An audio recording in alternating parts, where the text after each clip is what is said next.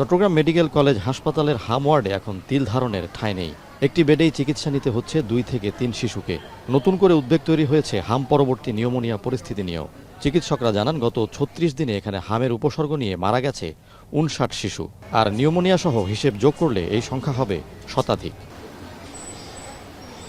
হাসপাতালের শিশু স্বাস্থ্য বিভাগের 2টি ইউনিট আর হাম ওয়ার্ড মিলিয়ে এখন ভর্তি প্রায় 400 শিশু।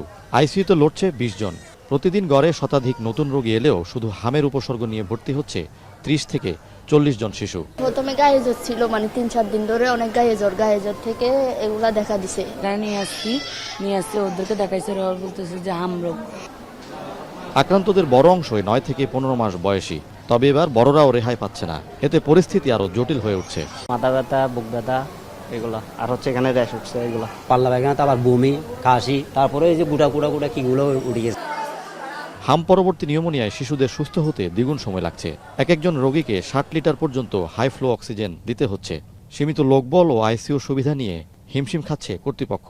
আইসিইউ আসলে চাইলে হুট করে একটা শিশুদের আইসিইউ আসলে বাড়ানো যায় না। এখানে ইকুইপমেন্টগুলো আলাদা, ফ্যাসিলিটি আলাদা, আইসিইউ সেটিং আলাদা, যার কারণে একটু আমাদের বেড সংকট আছে। হয়তো রোগীরা বলতে পারে যে আমরা আইসিইউ তারা পাচ্ছে না। তিনি জানান, টিকা দেওয়ার পরও আক্রান্ত হয়ে আসছে অনেক শিশু। এক্ষেত্রে টিকা কার্যকর হতে 2 সপ্তাহ সময় লাগা ও অপুষ্টিজনিত সমস্যা দায়ী বলছেন তিনি। যে বাচ্চাটা ধরেন হয়তো 14 বা 20 দিন আগে টিকা দিয়েছে, তার শরীরে ভাইরাসটা আরো 8-10 দিন আগে হয়তো ঢুকে গিয়েছে। তার ইমিউনিটি তৈরি হওয়ার আগেই তার ডিজিজটা তৈরি হয়ে গিয়েছে।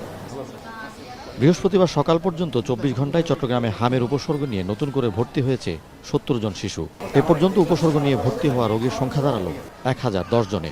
পরীক্ষায় মোট শনাক্ত হয়েছে 95 জন। ফয়সাল করিম, এখন চট্টগ্রাম।